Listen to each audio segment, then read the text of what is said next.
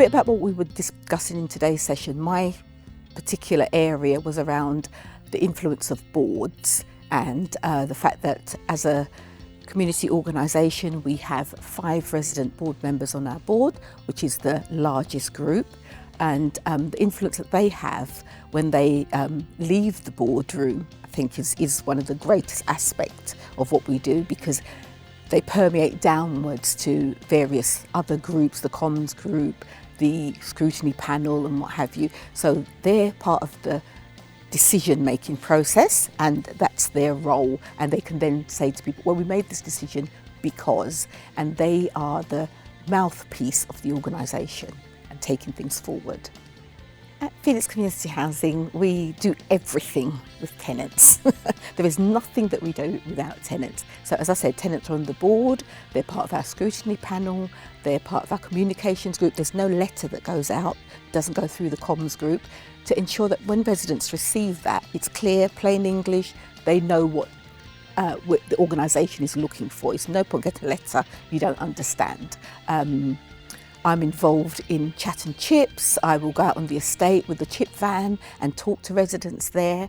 I'm involved in the Gateway Committee where we discuss absolutely everything, and the role of the Gateway Committee is if they see an issue that they feel will affect or concerns residents, they will bring that to the Gateway Committee and ask the board to look into this and give this further scrutiny.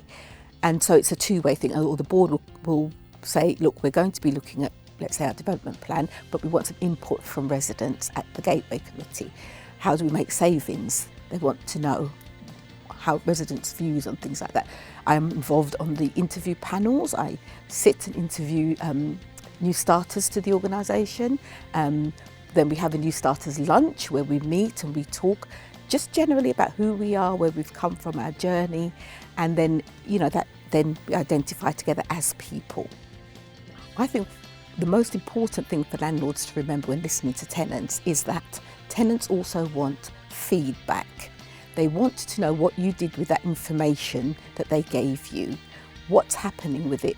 Is my repair being done? Can it be done? If it can't, why not?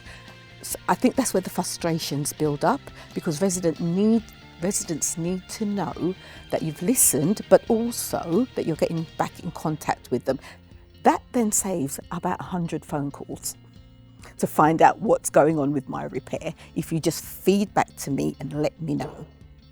So the advice I'd give to housing professionals is that the first thing they can do is start with possibly a small group of residents and have a conversation with that group of residents. Find out what affects them and their lives. What are the main issues for residents?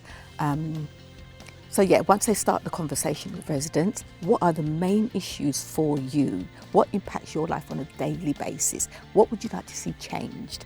Have that conversation. In that conversation, if there's a cost to that, you need to make that clear. This will cost so much. Would you rather this or that? And tenants are educated, well-balanced people who can make these decisions for themselves because they run the household, they run companies, a lot of them, so they're well able to make those decisions. I think the new consumer standards is definitely a way forward in helping landlords to work better with tenants, whether it be housing associations or social housing landlords, to work better with their residents, because for me, I think it forces them to have to speak to the resident, get their input and get their feedback on certain things. So those organisations that currently aren't speaking to residents, this is going to be a huge step for them. If you're already in the process, then it makes you realise that yes, we have to tighten up on some of the things that we do and evidence the fact that we do speak to our residents. I think how landlords can ensure they're listening to a diverse range of their community is to go where people are. As I said, we take our chip van onto the estate where people live, that's where they are, and we let them know we're coming and everyone comes out. We have a consultation with those residents and we speak to them. There's no group that's hard to reach, I find. If you want to speak to a particular group of people, go to where they are. And what I also find is they're very welcoming. They want to talk about their housing issues, but sometimes they feel there may be a barrier in possibly going into the office or going online or anywhere else. But if we go to them, they're happy to open up to us.